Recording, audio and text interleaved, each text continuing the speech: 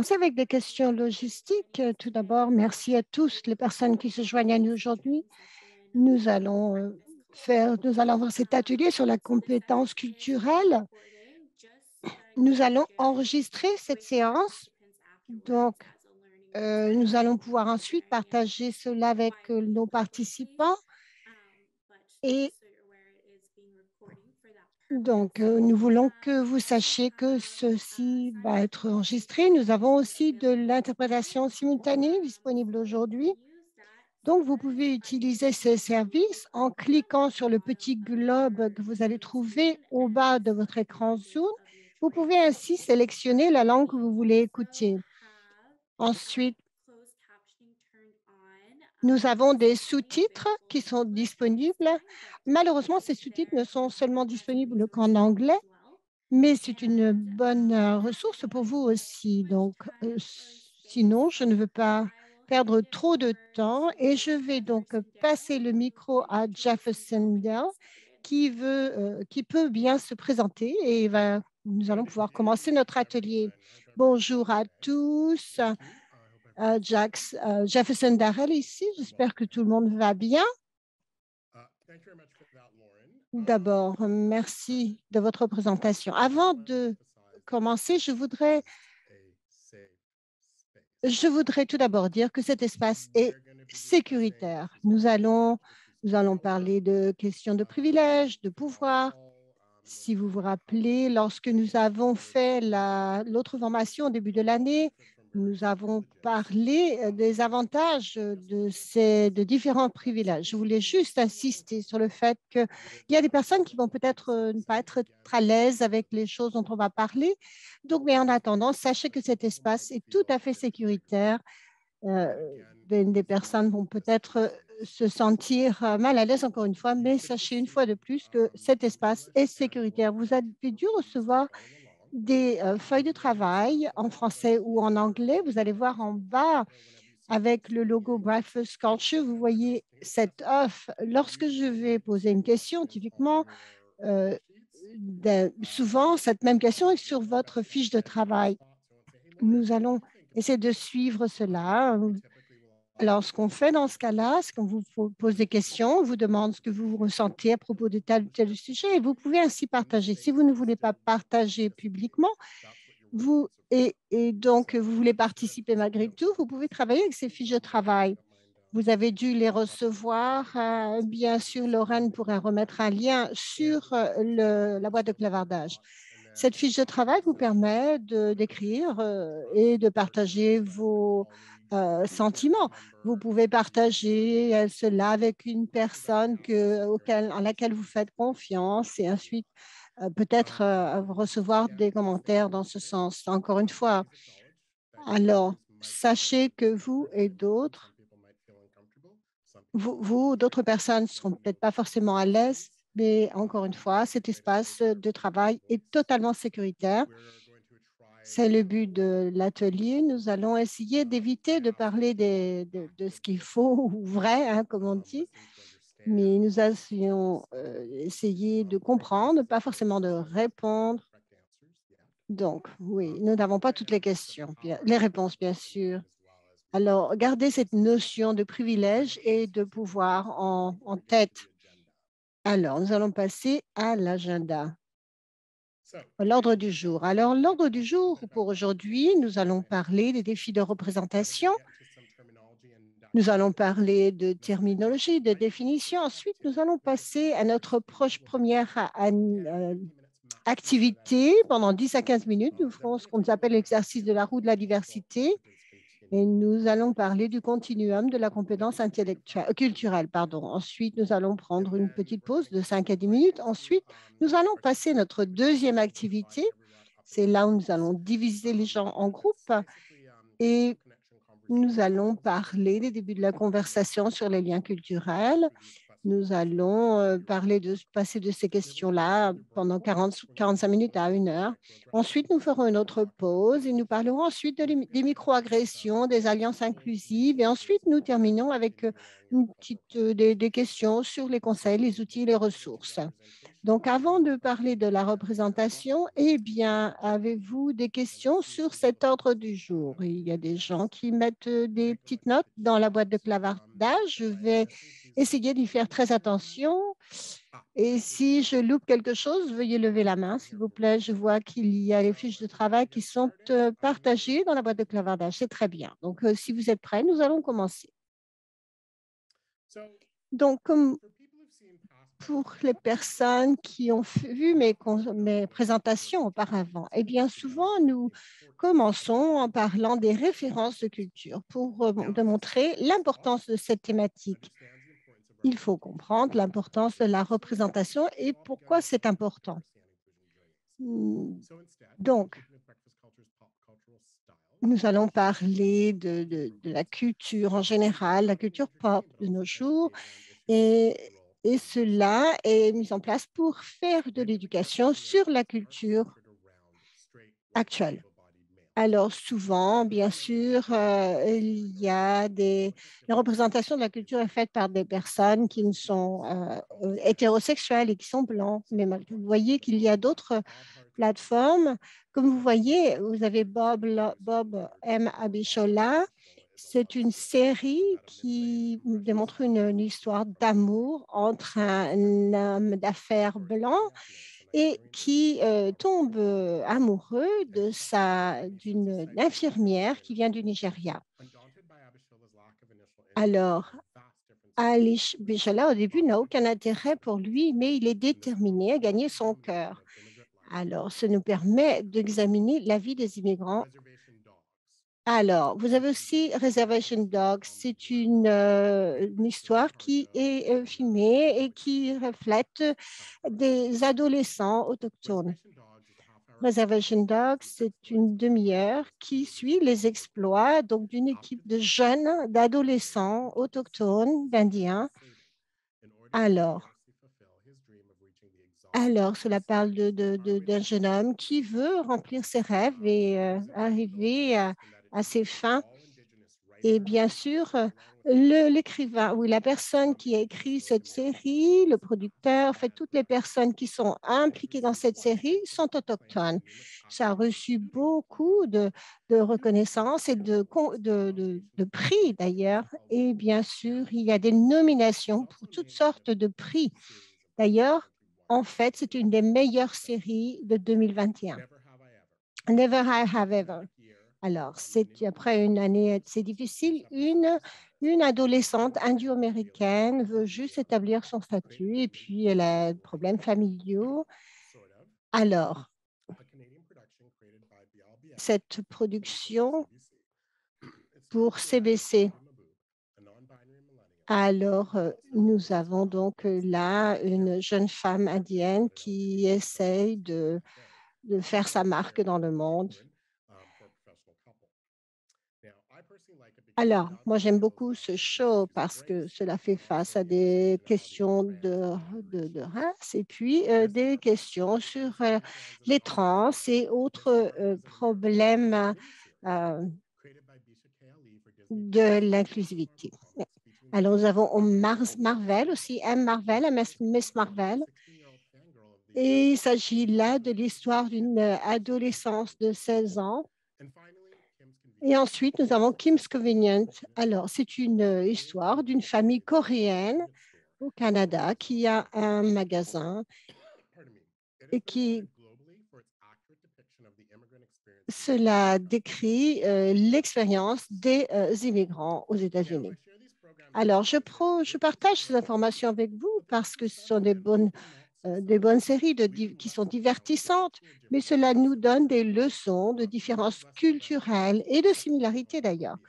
Il y a des questions de sexisme, de transphobie, d'immigration, de toutes sortes de questions. Alors, pourquoi je mets ces références de culture? Cela démontre la différence entre les personnes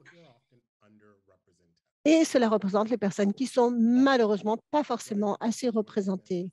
Alors, j'espère que vous allez comprendre ce que la représentation veut dire et qu'elle a son importance. Avant de continuer, je voudrais juste discuter de terminologie. Nous parlons de diversité. Alors, pour notre conversation, le mot diversité, cela veut dire qu'il faut nous assurer que les personnes qui sont impliquées dans les organisations représentent toutes les parties de la population, l'ethnicité, l'orientation sexuelle, la nationalité, le genre, les compétences, les cultures, les capacités physiques, etc., la religion. Alors, la diversité fait référence à des groupes de personnes. Une personne en elle-même ne peut pas être diverse, mais un groupe peut l'être. Alors, la diversité, c'est le mélange de différentes personnes. Alors, ça fait une partie prenante de telle organisation, le personnel et toutes les personnes qui sont impliquées. Par exemple, beaucoup de forces de travail au Canada sont très diverses. Elles représentent beaucoup de personnes. Il y a des hommes, des femmes, des blancs, des gens de toutes les nationalités et de tous les genres. Donc, beaucoup d'organisations ne sont pas toujours très diverses, comme on dit. Et vous savez, comme disent les Anglais, beaucoup d'organisations se ressemblent à des verres de Guinness. Donc, si vous regardez sur votre fiche de travail, et on va en parler dans notre première activité, si vous regardez donc cette fiche de travail, il y a une question, vous voyez en haut R, vous voyez organisationnel, externe et interne. Lorsque vous regardez à la roue de la diversité, nous allons y passer 10 à 15 minutes. Donc là, il est 13h14. Donc disons que nous allons continuer jusqu'à vers 13h30. Regardez cette roue. Comment vous identifiez tous ces aspects de la diversité? Alors, R, par exemple, les événements historiques, les événements mondiaux, les événements culturels, politiques. Par exemple, pour moi, je suis Gen X. Je me souviens du mur de Berlin. Je me souviens de 900, du 11 septembre, pardon. Je me souviens de quoi? Attendez. De Floyd, de l'événement George Floyd. Il y a des gens qui se rappellent du mariage homosexuel. Attendez, je cherche un autre événement historique.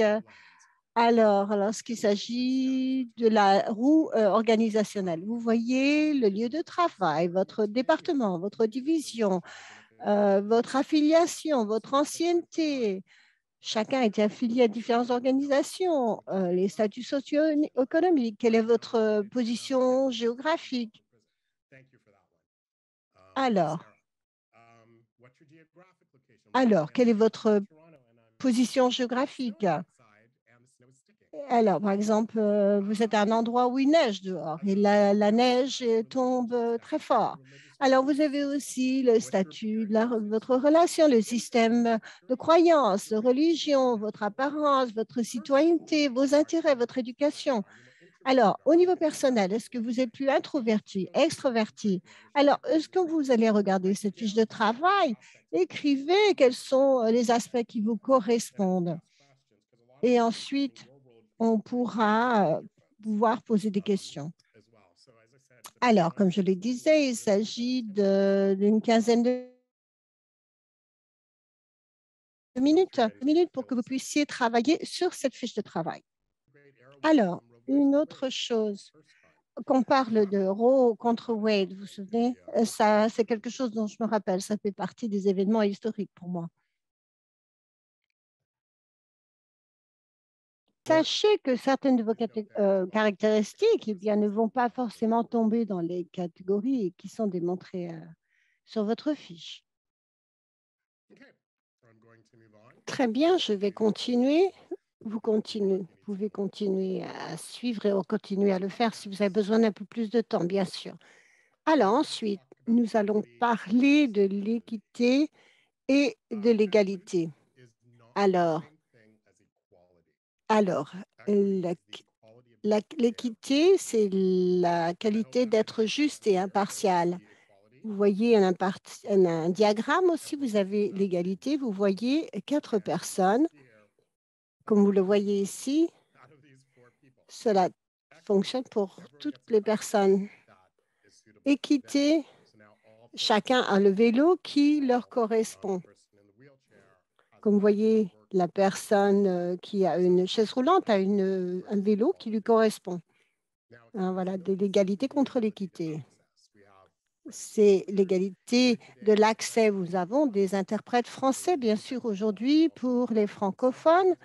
Eh bien, CanWatch aussi a des sous-titres pour ceux qui ne peuvent pas entendre très bien. Donc voilà, l'accessibilité et l'équité. Alors, lorsqu'il s'agit des privilèges, c'est un accès non mérité au pouvoir social basé sur l'appartenance à un groupe social dominant. Voilà, les différents exemples, cela comprend l'ethnicité, la religion, l'orientation sexuelle, l'âge, la richesse, et le statut de nationalité, etc. Les, les privilèges, c'est l'autre côté de l'oppression. Il est donc facile de voir l'oppression que dont vous faites l'expérience pour prouver votre expérience, parce que être traité d'une bonne manière, ça compte. L'équité, ça peut être aussi une forme d'oppression. Il y a différents privilèges, donc il faut connaître ces privilèges pour pouvoir naviguer un tel espace. Par exemple, pour moi, je suis je suis de race noire, je suis gay, et voilà, je n'ai jamais senti que j'avais des privilèges. Mais je pense que vous devez penser à quels sont vos privilèges. Alors, voilà, nous en allons parler dans la prochaine activité, donc sur vos feuilles de travail. Vous voyez cela. Vous voyez ici qu'il y a 7 privilèges que l'on peut trouver au Canada ou en Amérique du Nord. Ce n'est pas une liste complète des privilèges, mais ce sont les privilèges les plus communs que l'on trouve en Amérique du Nord. Nous avons hommes, hétérosexuels, socio-économiques, cisgenres, caucasienne, sans handicap physique. Nous avions aussi chrétiens. Voilà, ici, ce sont 7 aspects qui sont communs en Amérique du Nord.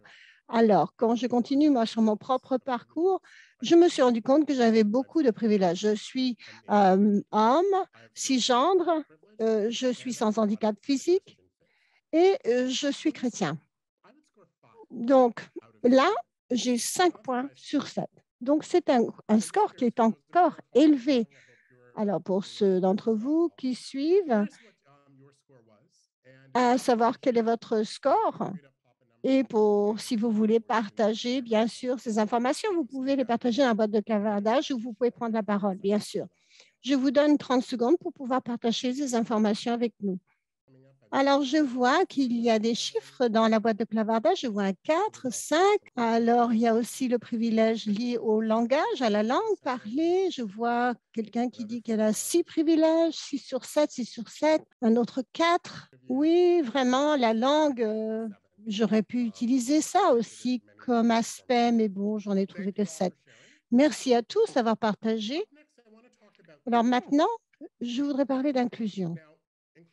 L'inclusion, c'est un sens d'appartenance, de se sentir respecté, donc en tant que personne ou groupe. Et c'est de recevoir de l'énergie de la part des autres pour pouvoir mieux faire les choses. Et les gens qui sont inclus se sentent valorisés. Alors, les gens se sentent plus inclus lorsqu'ils ont support de leurs organisations. C'est bon pour le moral. Alors, vous avez Nina Simone, qui est l'auteur de l'Art of Relevancy, suggère que les organisations qui accrochent des panneaux invisibles de bienvenue ou de non-bienvenue au-dessus de leur porte et que chaque groupe de personnes voit un panneau différent. Par exemple, alors la personne qui a un handicap, qui est sans handicap, va voir qu'il y a des escaliers. Alors, bon, la personne handicapée va voir les choses différemment qu'une personne sans handicap. Alors là, on doit se demander quels sont les signes, les panneaux qui devraient être nécessaires. Alors, CanWatch a traduit ces diapositives en français. Donc, comme vous voyez, pour les francophones qui nous suivent, eh bien, vous pouvez télécharger les PDF qui correspondent à cette présentation en français aussi. Alors, encore inclusion. Si je voulais en parler, C'est parce que tout le monde parle de la diversité ces jours-ci, surtout ici au Canada. En fait, Monsieur Trudeau a parlé de la diversité et a dit que c'était une force. Oui, c'est vrai.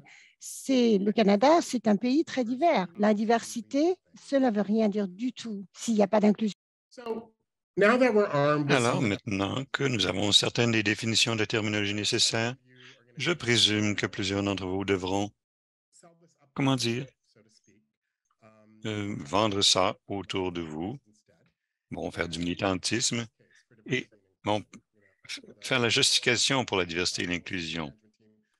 Bon, parler avec votre équipe de direction, et ainsi de suite. Alors, voici le moment dans la présentation où je vous donne des chiffres. J'espère que vous allez tousser parce que je ne vais pas faire cela, parce que ça serait un petit peu plate. Alors, je vais simplement dire que pendant des décennies, toutes sortes de consultants et d'organisations ont publié des documents de recherche qui expliquaient les avantages de la diversité, de l'inclusion et de l'équité. Bon, si vous allez sur breakfastculture.ca, vous allez voir des hyperliens.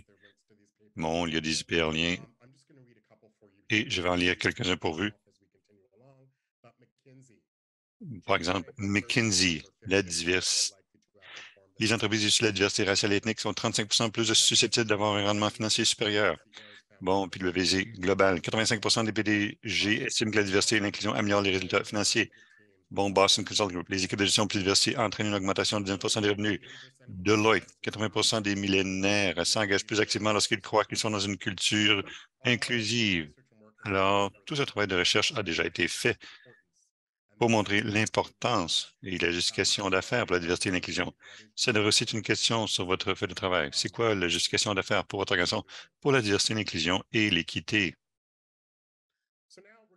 Alors maintenant, on va regarder le continuum de la compétence culturelle. Veuillez remarquer que nous allons visiter chacun de ces niveaux de 0 à 5 avec des exemples de comment ils se manifestent en milieu de travail. Mais avant de le faire, je voudrais vous demander de remarquer où vous pensez que vous êtes sur le continuum et quel devrait être votre objectif d'apprentissage. Alors, niveau 0, c'est le déni. Bon, l'assignation forcée, subjugation, droits et privilèges pour les groupes dominants uniquement. Niveau 1, défense, xénophobie, par exemple, racisme, sexisme, etc. Maintien des stéréotypes, pratique d'embauche injuste. Et on regarde le continuum de la compétence culturelle pour ce qui est du milieu de travail. Niveau 2, minimisation, ignorer les différences, traiter tout le monde de la même façon. Ça ne répond uniquement qu'aux besoins des groupes dominants. Niveau 3, l'acceptation. Commençons à explorer les questions culturelles. Soyons engagés, évaluons les besoins de l'organisation et des personnes. Niveau 4, adaptation. Ça, c'est reconnaître les différences individuelles et culturelles. Bon, demander conseil à des groupes diversifiés, engager du personnel culturellement impartial. Et finalement, niveau 5, l'intégration, mettre en œuvre des changements pour améliorer les services en fonction des besoins culturels. Alors, un objectif d'apprentissage idéal serait 4. Alors, avant de continuer, une fois de plus, je voudrais que vous remarquiez sur votre feuille de travail où vous pensez que vous êtes sur ce continuum et quels sont vos objectifs d'apprentissage idéal. Et est-ce que quelqu'un, pardon, veut partager son objectif d'apprentissage idéal?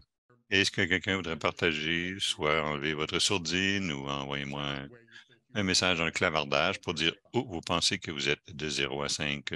Oh, quelqu'un qui dit qu'il pense qu'ils sont niveau 3. Merci pour avoir partagé. Oh, je vois quelqu'un d'autre qui dit qu'il est niveau 3.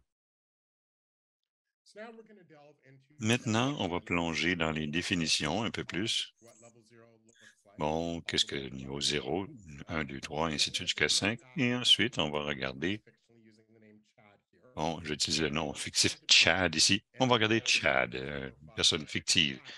Et où Chad pour implanter des choses dépendamment du niveau où il est. Alors, niveau 0, destruction culturelle. Bon, on a eu une petite jasette à propos de ça, la législation forcée, bon, privilège réservé au groupe dominant, il ne croit pas aux différences, il croit que les gens qui se comportent ou qui ont l'air différents ne savent pas ce qu'ils font. Ils ont tendance à imposer leur propre système de valeurs aux autres, pensant que l'on a raison et que les autres ne comprennent rien. Bon, je vais faire une pause pour voir si quelqu'un a des questions à propos de ceci avant de voir de quoi ceci pourrait avoir l'air en milieu de travail. Enfin, on pourrait tout de suite regarder ce dont ceci pourrait avoir l'air en milieu de travail. Alors, regardons qu'est-ce qui se passe en milieu de travail avec Chad. Alors, Chad est un être fictif. Bon, c'est un homme cis, hétéro, blanc, sans handicap physique, anglophone et chrétien. Chad écorche le nom de ses collègues. Il confond ses collègues avec d'autres personnes de la même ethnie. Pendant le processus d'entretien, les candidats issus des groupes divers ont plus d'étapes et de tests. Et Chad a des doutes sur leurs qualifications et leurs compétences. Chad remet plus en question le travail de Lee que celui de ses autres coéquipiers, même si Lee est un des meilleurs éléments de l'entreprise. Lee a également fréquenté l'université dont Chad n'a jamais entendu parler et est issu d'un milieu diversifié. Alors, maintenant que j'ai lu des exemples de niveau 0 et les effets en milieu de travail, bon, j'espère qu'il n'y a personne qui s'appelle Chad dans ce groupe, c'est une personne fictive. Je vais demander, est-ce que quelqu'un veut partager d'autres exemples de comment le niveau 0 pourrait avoir des effets en milieu de travail? Vous pouvez le mettre dans le clavardage ou allumer votre micro. Est-ce que quelqu'un veut partager? Il me fera plaisir de partager. Merci, Lauren. Oh, désolé, ce n'est pas Lauren. C'est Juliana. Je suis de CanWatch, CanSFE. Et vous avez dit que Chad est fictif. Malheureusement, il ne s'appelle pas Chad, mais ce n'est certainement fictif. Nous avons tous rencontré des Chads auparavant. Mais oui, juste de voir, être dans des réunions où Chad est la personne qui écouterait peut-être quelqu'un qui a l'air de quelqu'un comme lui. Et s'il y a une autre personne qui n'est pas comme lui, eh bien, qui dirait les mêmes choses, ben, il aurait moins de crédibilité pour Chad. Il empêcherait cette personne de parler, par exemple. Oh, je l'ai vu malheureusement tant de fois. Oui, merci pour avoir partagé ça, Juliana. Et merci pour avoir montré que Chad n'est peut-être pas si fictif. Et dans ce cas-ci, j'utilise une personne fictive. Et je suis sûr que nous avons déjà rencontré des Chads ou des Karens. Mais j'utilise ce nom-là pour une personne fictive en milieu de travail. Est-ce que quelqu'un d'autre veut partager? Et vous pouvez aussi partager sur votre feuille de travail. Bon, niveau suivant. Niveau 1, incapacité culturelle. Alors ici, on voit des gens qui maintiennent les stéréotypes et la xénophobie, par exemple racisme, sexisme. Ils commencent à se rendre compte que les valeurs ne sont pas absolues et être mécontents de cette situation. Ils se sentent menacés par les différences. Ils croient que les autres cultures sont inférieures, tout en sachant qu'on ne doit pas imposer nos valeurs. Ils considèrent la différence de manière négative. Bon, une fois de plus, on va revisiter Chad ou Karen, si vous le voulez. C'est juste que j'avais pris le nom Chad. Alors, regardons Chad et voyons quels sont les impacts en milieu de travail. Chad, in this case, avoids speaking about racism or just any form of Alors, discrimination. Chad évite de parler de racisme ou de discrimination parce qu'il ne veut pas dire de bêtises. Au cours d'une réunion avec un client, son collègue senior issu de la diversité a été pris pour un employé junior. Il n'a pas corrigé le client ni soutenu son collègue. Chad pense qu'il est impossible d'être raciste car il connaît des personnes de couleur et mange des plats du monde entier. Chad a dit à un collègue de couleur, « Je n'arrive pas à croire que vous soyez scientifique. Vous ne ressemblez tellement pas à l'idée que je me faisais d'un scientifique. » Fin de la citation. Pouvez-vous penser à d'autres façons dont l'incapacité culturelle, le niveau 1, pourrait se manifester en milieu de travail? Pour Chad ou Karen, est-ce que quelqu'un aurait quelque chose à partager? Alors, je vais partager un exemple de mon propre milieu de travail.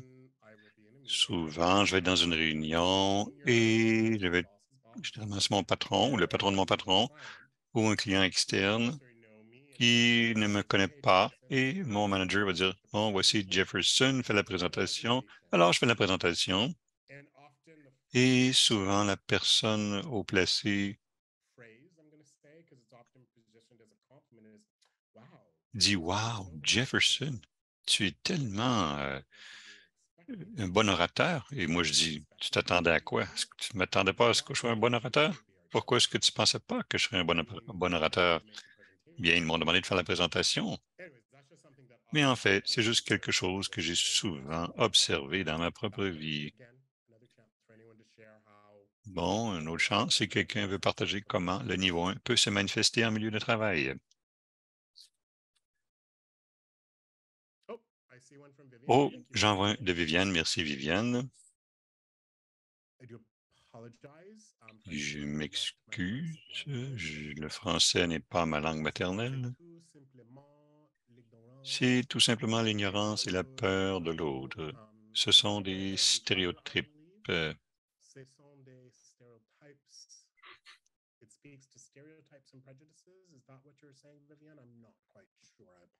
Est-ce que c'est ça que tu dis, Viviane?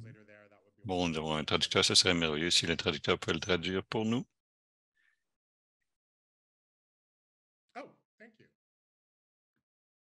Ah, merci pour cela. Merci, Viviane. Et merci d'avoir partagé. Bon, regardons le niveau 2, l'aveuglement culturel. Dans ce cas-ci, les différences sont ignorées et les gens croient que, bon, il suffit de traiter tout le monde de la même façon, ce qui souvent ne répond aux besoins que du groupe dominant. Et ils banalisent les différences. Ils croient que, aussi différents que soient les gens, ils sont plus semblables que différents. Et ils supposent, pardon, que tout le monde partage les mêmes valeurs et croyances. Bon, je sais que niveau 2, ça peut être un peu difficile. Moi, ça a été difficile, surtout pour ce qui est de trouver le terrain d'entente, mais regardons comment le niveau 2 peut se manifester en milieu de travail. Alors, Chad ou Karen est un membre du comité social au travail. Bon, une fois de plus, on parle d'aveuglement culturel, vous voyez les différences, mais vous ne voulez pas les voir. Alors, Chad ou Karen, lorsqu'ils sont membres du comité social au travail, ils participent à l'organisation d'événements basés sur des valeurs communes. Par exemple, la fête de Noël. Lorsque le comité a voulu organiser un événement sur l'antiracisme, Chad rejette l'idée. Il estime que tout le monde est traité de la même manière et que pas nécessaire d'avoir cette conversation. Il ne voit pas la couleur.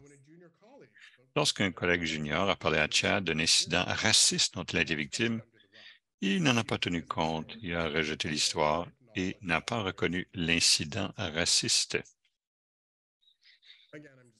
Une fois de plus, je me pose la question, est-ce que quelqu'un est capable de penser à un exemple de leur propre milieu de travail ou peut-être en général d'un autre exemple d'un aveuglement culturel niveau 2?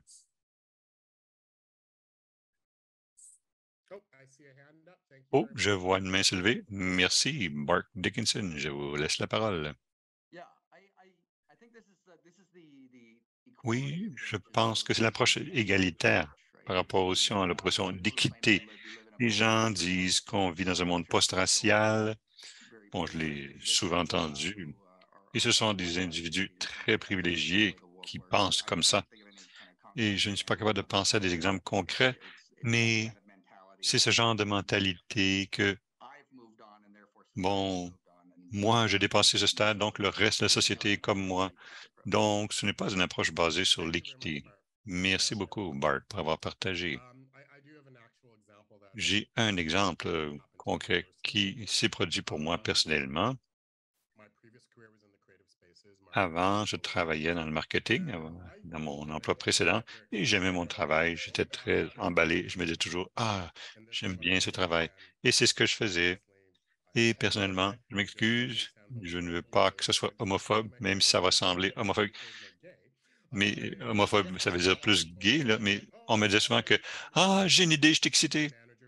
Que mon gestionnaire me disait toujours que ça semblait un peu agressif lorsque je réagissais comme ça. Et mon collègue, qui est une femme blanche, Elle était tout aussi excitée, mais à la place, elle littéralement mettait sa main dans la face de mon gestionnaire pour dire d'arrêter. Non, arrête, attends, arrête, non, non. J'ai une idée. Avec sa main comme ça, là, proche comme ça de la face de mon patron. Et j'avais demandé à mon patron, comment ça, c'est pas agressif, mais que moi, lorsque je fais ceci, c'est considéré comme étant agressif. Et mon gestionnaire disait que, ah bien, ta collègue est juste pleine de passion à propos de son idée. Et moi, je me disais, intéressant.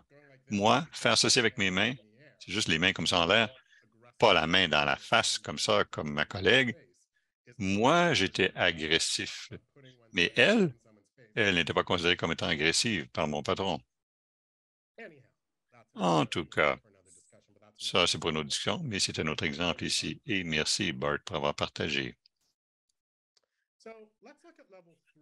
Bon, regardons le niveau 3 maintenant. La précompétence culturelle. Alors, les niveaux 3, eux, ils s'engagent avec leur éducation culturelle à évaluer les besoins de l'organisation et des personnes. Ils acceptent les différences comme légitimes et complexes. Ils acceptent d'autres systèmes de valeurs et normes de comportement. Ils ne se sentent pas menacés par la différence. Ils ont une attitude tolérante et sympathique. Bon, regardons quels sont les effets en milieu de travail. Chad ou Karen a commencé le Conseil d'exercice de l'inclusion dans son bureau. Il a reconnu que l'organisation devait faire mieux en matière d'équité et d'inclusion. Lorsqu'un collègue junior a parlé à Chad d'un incident raciste qu'il a vécu, il a reconnu l'incident raciste. Il a demandé conseil au RH pour savoir comment faire de façon à ce que le comportement en question ne soit pas sans conséquence. Chad a même créé un club de lecture au bureau sur l'antiracisme et l'oppression afin de pouvoir s'instruire tout en apprenant à mieux connaître ses collègues. Alors, est-ce que quelqu'un veut partager des exemples de Chad ou Karen lorsqu'ils commencent à adopter l'acceptation de voir les différences et d'agir de façon appropriée? Est-ce que quelqu'un voudrait partager des exemples? Vous pouvez soit le mettre dans le clavardage ou allumer votre micro. Bonjour. Ah, j'entends quelqu'un. Ah, c'est Sarah. Oui, bonjour. Merci, Sarah. Est-ce que ce serait quelque chose comme, bon, faire une séance de formation, comme dire, nous allons avoir une formation de diversité, d'inclusion et d'équité à laquelle tous les gens doivent participer, mais là, c'est juste une séance ou quelque chose comme ça. Bon, ça, c'est une façon que ça va se manifester en milieu de travail. Bon, je ne regarde pas holistiquement, je cherche des exemples ici. Alors, je pense que c'est un excellent exemple, oui. Parce que Chad a fait ça, il a commencé un club de lecture à propos de l'antiracisme et de l'oppression. Ah, je vois un autre exemple. Merci, Marley. Quelqu'un qui fait des efforts pour prononcer les noms correctement. Merci pour cela. Quelqu'un d'autre? Bon, suivant. Niveau 4, compétences culturelles. Les gens à ce niveau reconnaissent les différences individuelles et culturelles. Ils cherchent des conseils auprès des divers groupes. Ils valorisent et célèbrent les différences culturelles. Ils ont la volonté et la capacité de changer leur propre comportement pour s'adapter à des normes différentes. Ils ont la capacité de faire preuve d'empathie. Oh, désolé, je vois un autre exemple de Scott qui dit, bon, qui pose des questions à propos des pronoms des autres. Merci, Scott, pour l'autre exemple. Une fois de plus, regardons les effets en milieu de travail. Alors, une fois de plus, on parle de l'adaptation, voir la différence, comprendre la différence et ce que fait la différence. Alors, Cham estime que tous et tous les employés, pas seulement les RH, sont responsables de la création d'un environnement juste, équitable et inclusif. Chad a entendu un collègue demander s'il pouvait toucher les cheveux de notre collègue. Il a reconnu qu'une microagression avait eu lieu et a pris des mesures pour y remédier. En tant que cadre supérieur, Chad explique pourquoi son organisation doit continuer à investir des ressources dans la diversité et l'inclusion.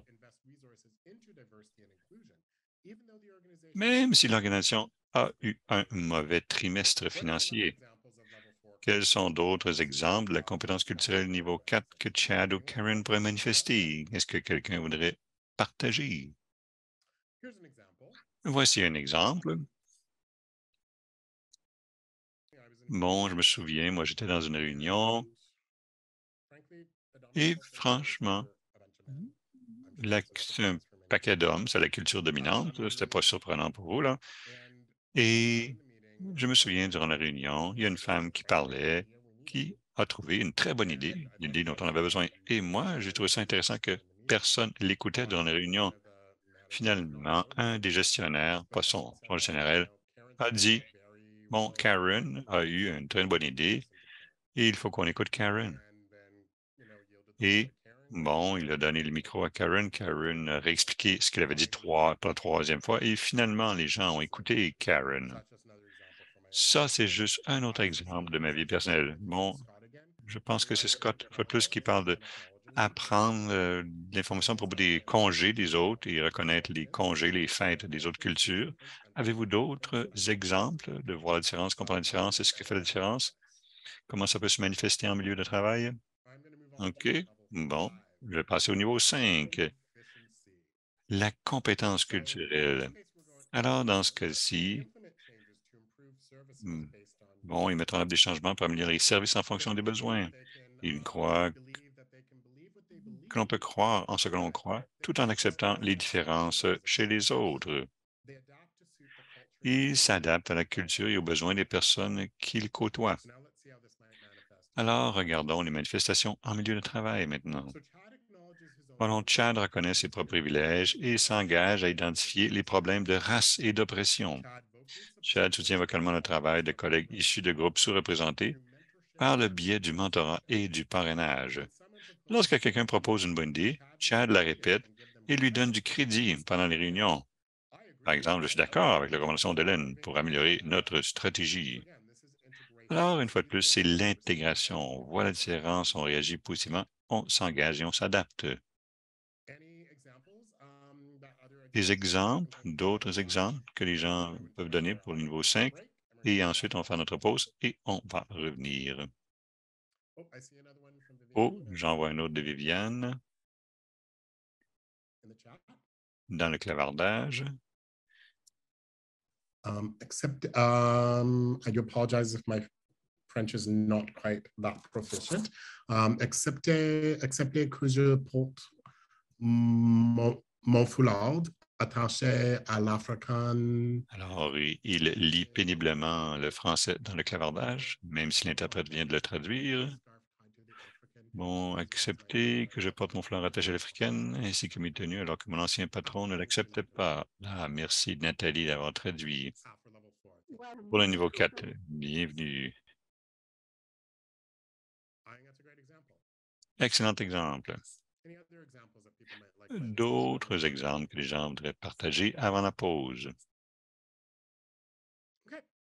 Bon, parfait. Avant d'aller en pause, je vais vous donner un petit aperçu de ce qui s'en vient. L'exercice que nous allons faire. Bon, lorsqu'on va revenir de la pause, une petite pause bio, remplir votre bouteille d'eau et ainsi de suite. Gardez en tête la première activité que nous avons regardée. Pour différents aspects de la personnalité, on va se diviser en petits groupes de 5 à 6 personnes chaque et on va répondre à ces questions. Vous allez aussi les trouver sur vos feuilles de travail et je veux que vous parliez en tant que groupe à propos de toutes ces questions différentes. On va y revenir après la pause, mais je vais simplement vous donner un petit aperçu pour savoir qu'est-ce que nous allons faire. Alors, on va faire une pause de 5 minutes. Il est 1h55. On va revenir à 2 heures de l'après-midi. Alors, pause de 5 minutes. Profitez bien de votre pause. Okay, welcome back from Bonjour et bienvenue une fois de plus. Alors, j'ai besoin de l'équipe technique de Can SFE de m'aider. Alors, nous avons 22 participants, donc je vais recommander une division de 4 groupes de 5 et de 2 groupes de 6. Voilà les questions avant donc de passer aux ateliers. Voilà les questions. Quelles étaient les traditions d'anniversaire dans votre famille en grandissant? Qu'est-ce qui était important pour vous en tant qu'enfant concernant ces anniversaires? Gardez-vous toujours ces traditions? Donc, discutez de cela avec votre groupe. Il y a des questions aussi sur votre fiche de travail. Alors aussi, comment et quand votre famille fête-t-elle la nouvelle année? D'autres nouvelles années, bien sûr, par exemple. Le nouvel an pour votre année. Quelle tradition avez-vous autour des nouveaux bébés? dans la famille? Comment vous fêtez l'arrivée d'un nouveau bébé? Qu'est-ce que vous faites pour l'arrivée de ce bébé? Quelque chose au cours de la première année aussi? Ensuite, décrivez aussi une tradition de vacances que vous appréciez, quelle que soit cette tradition de vacances, ou pas de vacances, mais de fête, de célébration. Alors aussi, quel était le plat servi dans votre famille en grandissant que vous n'aimiez pas vraiment, ou peut-être quelque chose que vous aimiez d'ailleurs? Si vous vouliez servir à un visiteur un repas qui irait comprendre votre héritage culturel, eh bien, quel repas lui serviriez-vous? Donc, on va passer 45 minutes là-dessus, peut-être 1 heure. On va vous diviser en petits groupes, encore une fois. Alors, lorsque vous répondez à ces questions, pensez à ce qui correspond à votre personnalité, ce que vous avez fait auparavant dans votre fiche de travail. Rappelez-vous de ce que vous avez noté. Parlez aussi de la différence entre vos genres, vos cultures, etc. Welcome back, everyone. Alors, re-bienvenue tout le monde. J'ai eu une chance de visiter chacun des groupes. J'ai entendu d'histoires merveilleuses. Bon, quelques petits commentaires, quelque chose que j'ai entendu. Je ne vais pas nommer, là. Un de mes préférés, c'est on ne fait pas seulement une journée d'anniversaire, on fait une semaine d'anniversaire. Ça devient un mois d'anniversaire. Ah, moi, il faut que je célèbre comme ça. Je me suis dit, une autre tradition d'anniversaire, c'était un voyage à l'océan. Bon, on aime ça être proche de l'eau. Moi, j'ai trouvé ça magnifique. Aussi, il y a des gens qui disent, on aime bien faire un feu de camp, bon, s'asseoir et parler de ce qu'on veut faire dans la nouvelle année. Et une autre personne a partagé comment les jeunes enfants ont commencé une tradition avec leurs enfants, je pense qu'ils ont moins de 10 ans. Et quelques personnes ont dit, oh bien, wow, quelle merveilleuse tradition pour commencer avec des enfants, surtout pour les mettre dans cette mentalité pour la nouvelle année. Et pour les bébés, j'ai entendu des couvertes pour les bébés. C'est une tradition, une de mes préférées que j'ai entendue. C'est dans un des groupes. Certainement, c'était le groupe avec lequel j'étais le plus d'accord. Une autre tradition, c'est qu'on mange beaucoup durant les congés. Et moi, je dis, ah oui, ah, vous pouvez être dans ma famille. Alors, en fait, je vais ramener et mettre quelques personnes sur la sellette, plus que des groupes. Et c'est un groupe avant je pense qu'il nous reste environ 10 minutes avant la prochaine pause. Alors, si un bénévole, un volontaire de chaque groupe, juste, pas besoin de tout nous dire, mais juste partager certaines des choses, certaines traditions que vous avez trouvées. Est-ce qu'il y avait des similitudes ou des aperçus qui sont ressortis de vos discussions? Il y avait quoi? 4 groupes? Alors, est-ce que quelqu'un veut commencer? Oui, je peux commencer. Merci, Juliana. On s'est bien amusé. C'était merveilleux comme discussion. J'aime bien mon groupe. Merci tout le monde. Mais lorsqu'on a commencé, c'était manifeste que juste la façon dont tu avais l'air, c'est qu'on était probablement tous des antécédents similaires. Ça, c'était l'hypothèse que j'avais prise. Et ensuite, lorsqu'on commence à parler des détails, que ces questions-là sont merveilleuses parce que c'est une façon excellente d'apprendre à connaître quelqu'un sans leur poser directement ce genre de questions. Alors, nous, on a eu une merveilleuse conversation. Et à la fin de la conversation, c'était magnifique parce qu'on s'est rendu compte, bon, on parlait de la nourriture, mais on a commencé à tous parler de la nourriture, c'est ce qui nous excitait le plus dans notre groupe. Mais on s'est rendu compte que les traditions de nourriture, bon, Vera, par exemple, a des antécédents ukrainiens. Alors, c'est merveilleux d'entendre parler de ces traditions culturelles. Mais le Canada vraiment est un melting pot. Il n'y a vraiment, vraiment rien de traditionnel au Canada, par les Autochtones.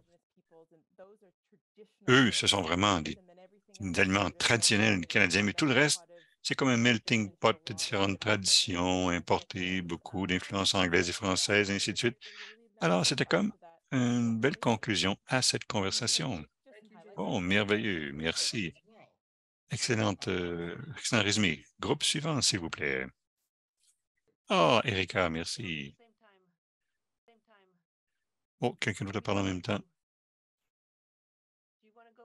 Veux-tu y aller en premier? OK, merci. Bon, je vais essayer d'être brève. Merci aux collègues, Rosie, Nathalie, Elisabeth et Viviane et moi-même. We were a small group On est un petit groupe de francophones et probablement aussi d'autres langues. Malgré les origines très diverses qui étaient représentées dans notre groupe, une chose est ressortie comme étant un élément clé de toute célébration, c'était la nourriture, bien entendu. Et la nourriture, bon, ce qu'on mange pour les anniversaires, pour les nourritures préférées, comme les arachides et les patates douces, ou bon, Viviane, il y avait le manioc, le poisson, et je pense que plusieurs autres ont parlé des aliments. De quoi j'avais l'impression que la nourriture, il y avait une certaine nostalgie du pays d'origine en les entendant parler. Plusieurs personnes dans le groupe, bon, la plupart d'entre nous, j'imagine, nous sommes des immigrants ou des néo-canadiens, bon, une québécoise, mais qui a voyagé beaucoup. Alors, je pouvais sentir que il y avait beaucoup de nostalgie pour la maison et la famille. Alors, la nourriture, la famille, c'est un autre aspect. Et je vais reparler de nourriture un peu plus tard.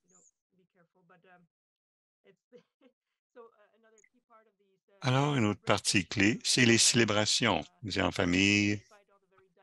Et malgré toutes les origines très diverses de notre groupe, il semblait y avoir un point commun. Bon, diverses célébrations chrétiennes, alors Noël, mais aussi comme la Toussaint et la Tout-Mort, j'imagine autour du temps de l'Halloween ici.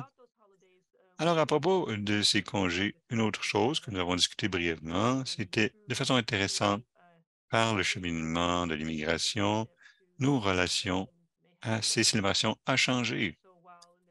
Alors, même si au début ou dans les premières années, y arrivé ici, on était attaché à ses propres traditions ou les traditions de sa famille, on commence aussi à adopter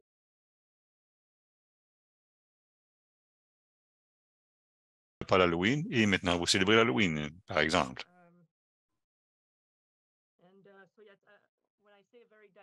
Et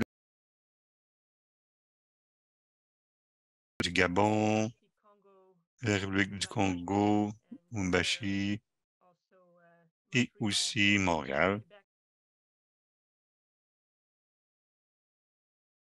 Hollande et notre collègue du Québec. Et dans son cœur, congolaise, je veux dire,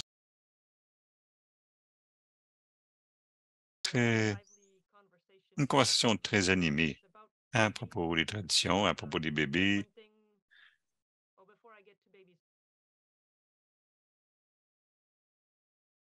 Parler, bon, d'aller au restaurant, des choses comme ça. On a mentionné aussi de manger des repas spéciaux.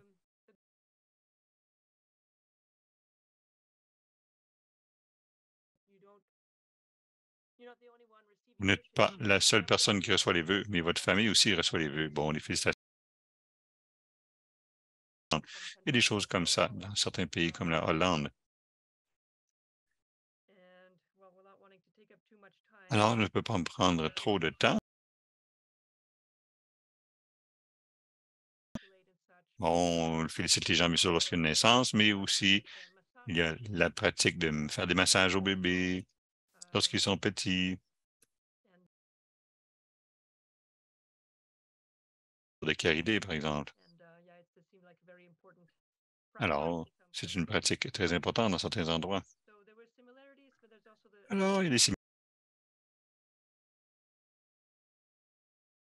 S'adapter aux nouveaux environnements et au nouveau milieu de vie. Et pour ce qui est des prendre notre héritage culturel, eh bien, est-ce que c'est correct si je donne des noms, chers collègues?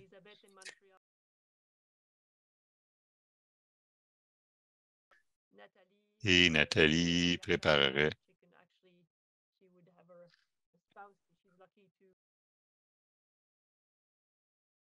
fait par la cuisine. Et il y a ça, c'est le poulet. Et Rosie, elle avait dit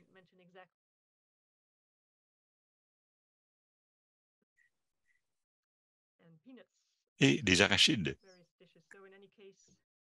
Et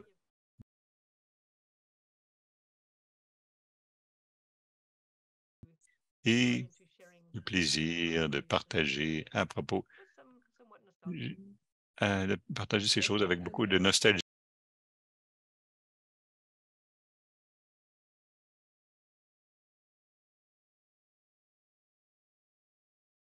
Moi, je pourrais m'essayer. Alors, on avait aussi une discussion très animée avec les collègues et une chose qui n'a pas été mentionnée tellement, c'est qu'en fait, on a terminé assez rapidement.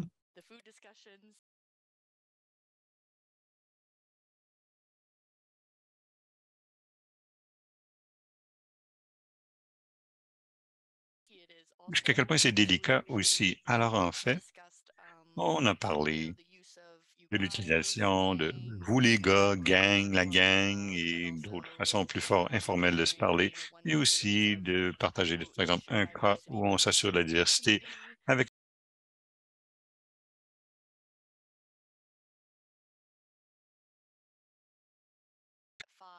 d'arriver à l'étape 5 et de vraiment être conscient.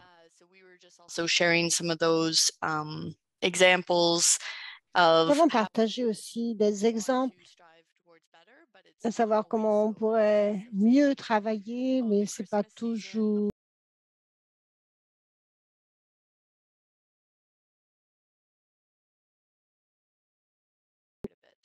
On a discuté de cela aussi. Je ne sais pas si Ken, Bart ou Jennifer ont quelque chose d'autre à partager. Je pense que c'était très bien, Victoria, une conversation fantastique qui a duré jusqu'au bout.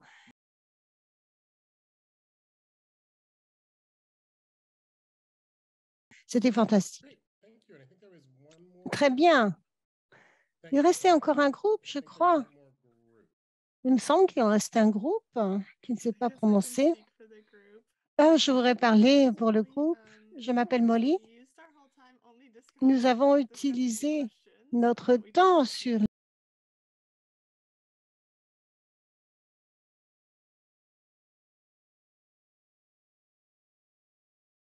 nous avons beaucoup discuté de la nourriture, bien sûr. Nous avons parlé de nos similitudes. En fait, nous ne continuons pas nos traditions de l'enfance. Nous célébrons les fêtes, les anniversaires.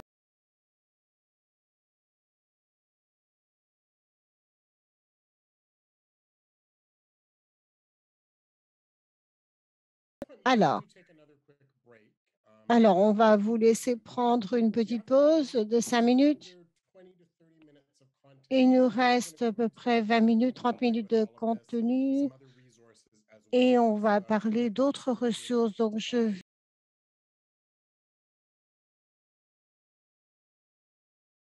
4 minutes pour une petite pause pour remplir nos bouteilles d'eau et revenir. Ou est-ce que vous voulez continuer, par contre? Est-ce que ça vous intéresse de continuer sans faire de pause? Très bien.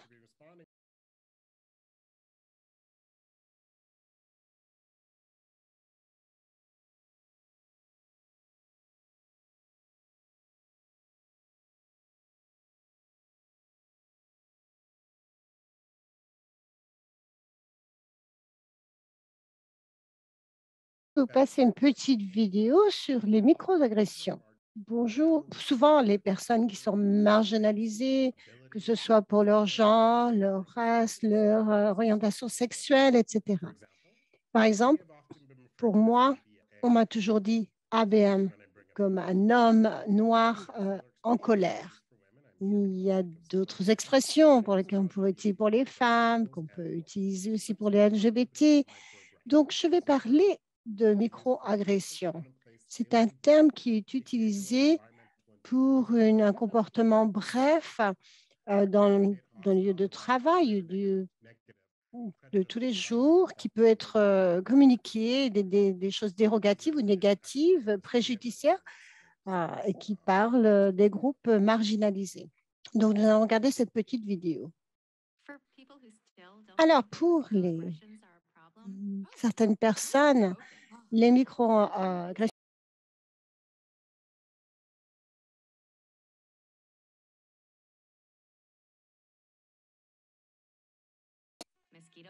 alors, vous savez, les piqûres de moustiques, ça gratte beaucoup. Alors, tu viens d'où? Mais vraiment, Cleveland? Non. Mais le problème, c'est que beaucoup de personnes sont piquées par d'autres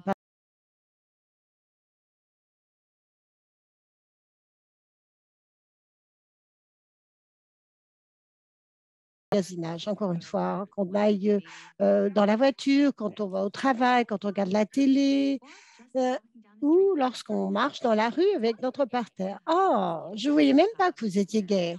Bon, voilà. Et se faire piquer par les moustiques tous les jours,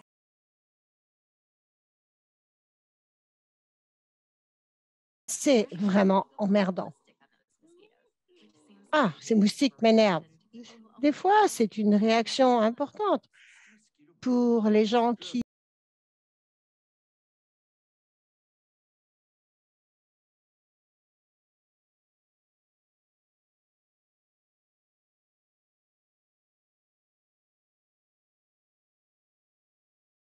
d'autres moustiques qui peuvent aussi apporter des germes qui peuvent vous tuer. Alors, la prochaine fois que vous pensez que quelqu'un réagit un peu trop fort, eh bien, vous savez, il faut vous rappeler qu'il y a des gens qui se font piquer par des moustiques tout le temps.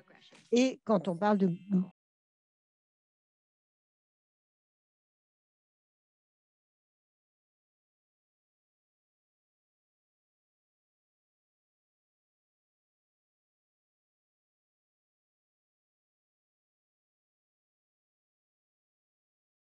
et mes amis, je fais quelque chose de différent. J'espère que ça va marcher. Imaginez que votre ami construit une maison, qu'il vous demande de l'aide et que vous n'avez jamais construit une maison avant.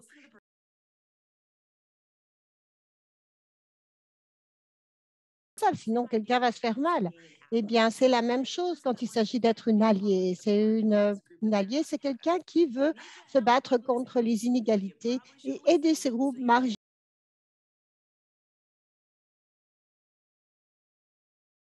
5 conseils pour être une bonne alliée ou un bon allié. Il faut comprendre vos privilèges. Il y a beaucoup de personnes qui ne comprennent pas le mot privilège. Je vais vous expliquer. Privilège, ça ne veut pas dire que vous êtes riche.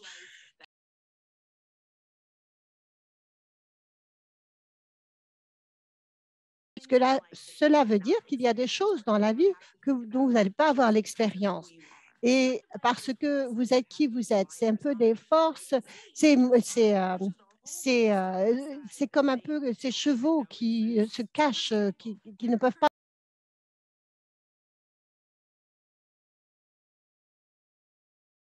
Unis, vous pouvez perdre votre travail parce que vous êtes gay et dans d'autres États, vous pouvez perdre votre travail parce que vous êtes transgenre, peu importe.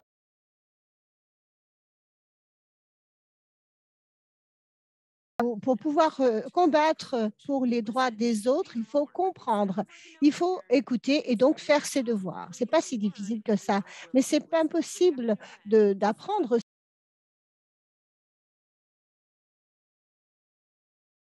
Alors, c'est ça qui est bien pour les réseaux. Par les réseaux sociaux, il y a tellement de personnes qui partagent leurs histoires à travers le monde et qui communiquent avec des personnes avec lesquelles ils ne pourraient jamais communiquer sans l'Internet.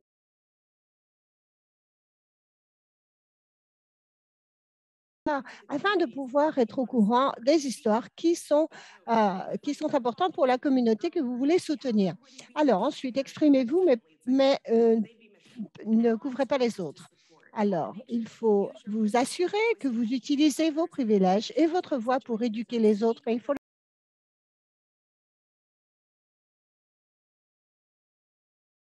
essayer d'aider. Alors, c'est comme, vous allez faire des erreurs aussi et vous allez vous excuser quand vous en faites. Alors, cela prend du temps de pouvoir faire tout cela et on peut faire des erreurs, on peut se casser la figure. Alors, bien sûr, vous pouvez y arriver, vous pouvez vous relever, ne vous inquiétez pas. Alors, il s'agit de parler de votre impact. Écoutez, excusez-vous et assurez-vous de changer vos comportements et aller de l'avant. Et en dernier, s'allier, c'est un verbe. C'est l'important, le mot important sur votre liste. Être un allié, ce n'est pas ici, il faut faire le travail 1 à 4. Des étapes 1 à 4. Voilà, il y a des choses que j'ai mentionnées sur cette vidéo qui sont sur mon site.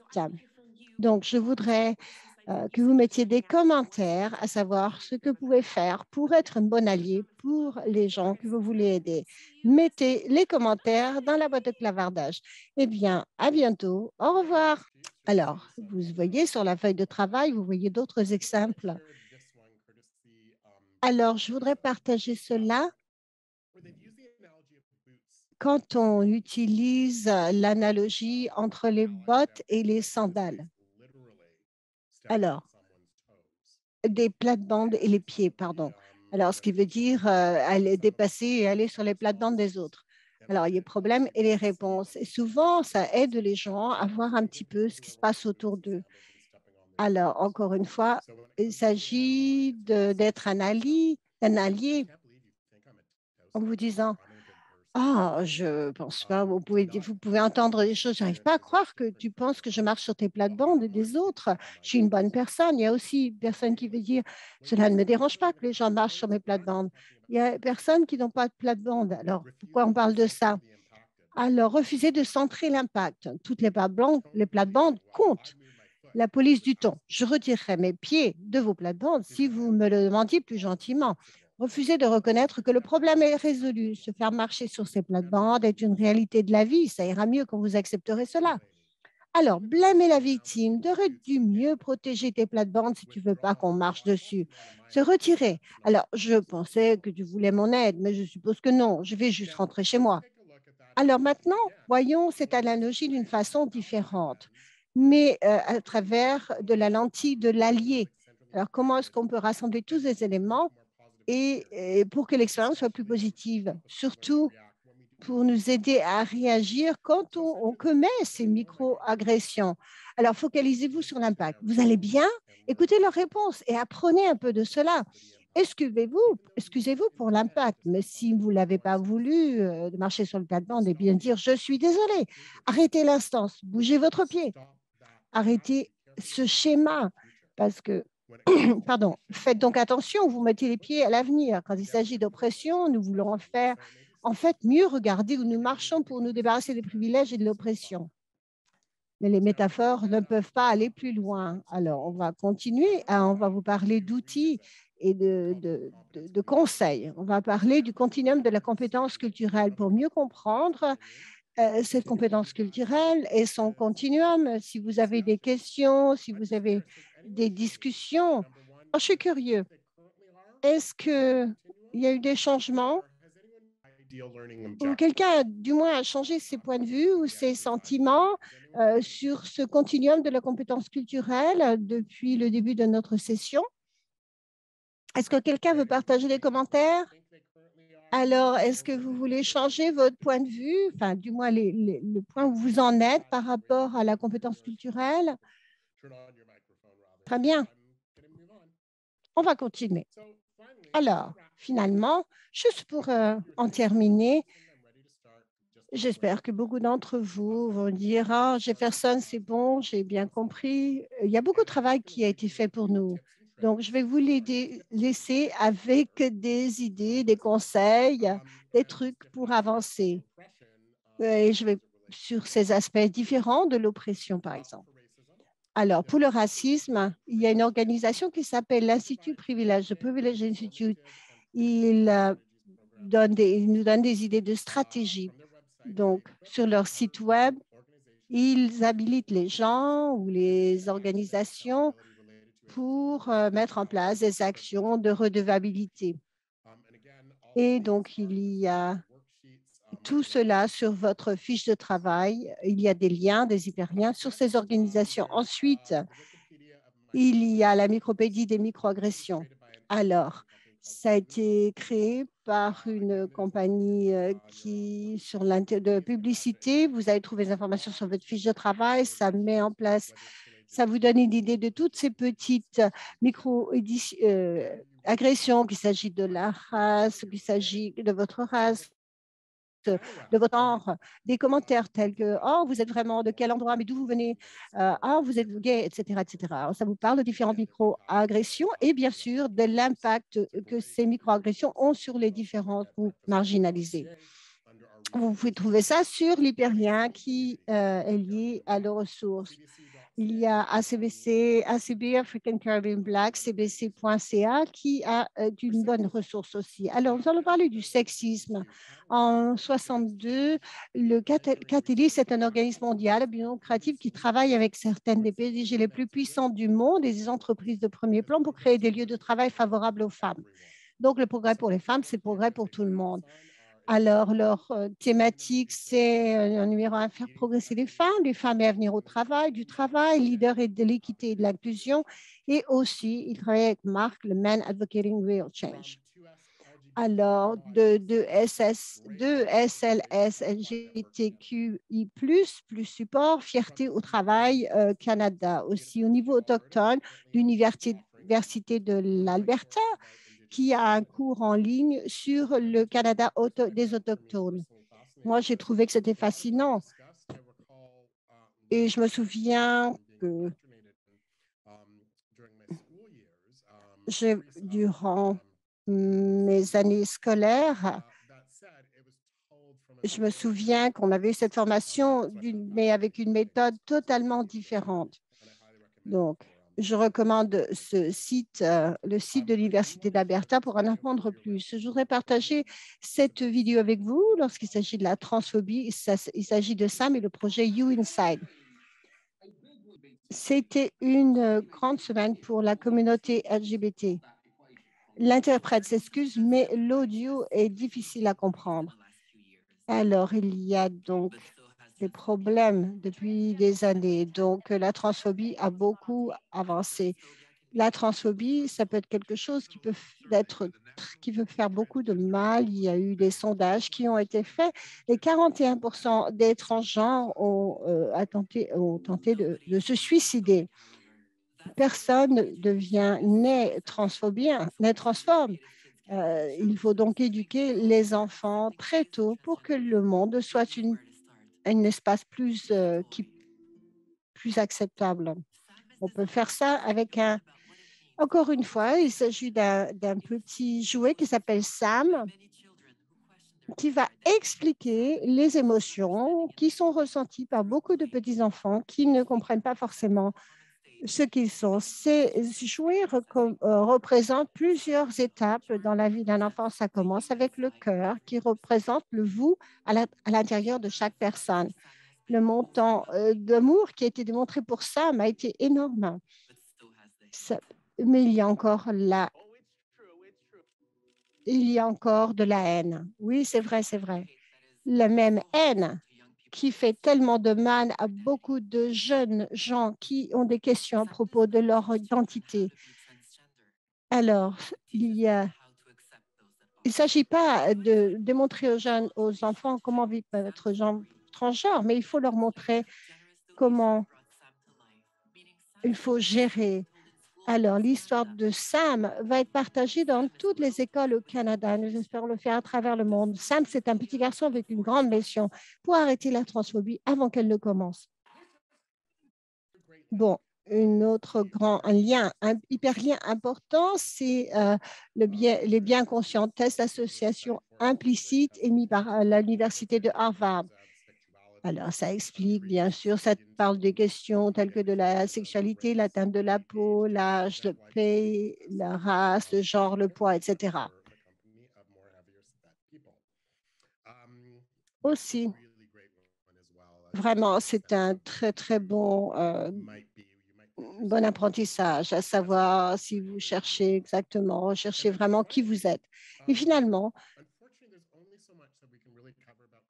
malheureusement, on ne peut pas parler de tout quand il s'agit de la compétence culturelle, mais pour les personnes qui cherchent de la formation plus détaillée, il y a le EDA, qui est l'Intercultural Development Inventory, l'inventaire de développement interculturel, qui propose beaucoup d'informations. Je voulais vous remercier. Je voudrais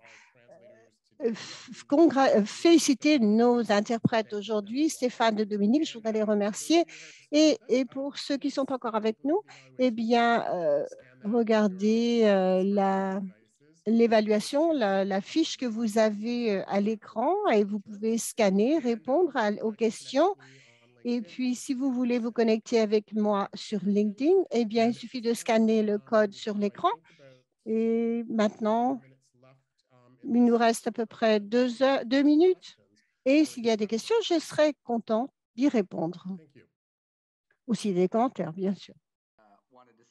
Alors, je voulais juste dire, Jefferson, que cette séance a été très, très intéressante. Pour quelqu'un qui a eu l'expérience, qui a eu beaucoup de privilèges, a été très privilégié dans son enfance, eh bien, je peux vous dire que j'essaie d'être conscient maintenant et de ne pas amplifier ma propre voix, mon propre opinion, autant qu'avant. Et je vois que ma volonté de parler beaucoup, ça vient de ça vient de ce privilège. Donc, j'essaie de consciemment d'être un meilleur entendeur. Et après cette séance, eh bien, voilà, je me trouve des fois que je contribue un peu trop. Et c'est un produit, justement, ça dérive de ces privilèges avec lesquels j'ai vécu. Je vous remercie d'avoir partagé toutes ces informations, Jefferson. Oh, merci, j'apprécie votre commentaire. Et quelqu'un d'autre veut partager un commentaire ou contribuer? Donc, eh bien, je vais rendre le micro à Lorraine de Cannes SFE. Et bien sûr, n'oubliez pas de remplir le formulaire d'évaluation pour moi. Merci Jefferson pour cette très bonne séance. Moi, je sais que j'ai beaucoup appris. Et comme je l'ai dit, nous avons enregistré cela pour que nous puissions le partager avec tous les participants par la suite. Donc, restez en contact avec nous. Vous allez recevoir un courriel de suivi qui vous apportera aussi des ressources supplémentaires. Nous souhaitons à tout le monde une très bonne fin de votre journée, où que vous soyez au Canada ou à travers le monde. Merci beaucoup. Vous avez été un groupe fantastique et merci encore aux interprètes. Au revoir.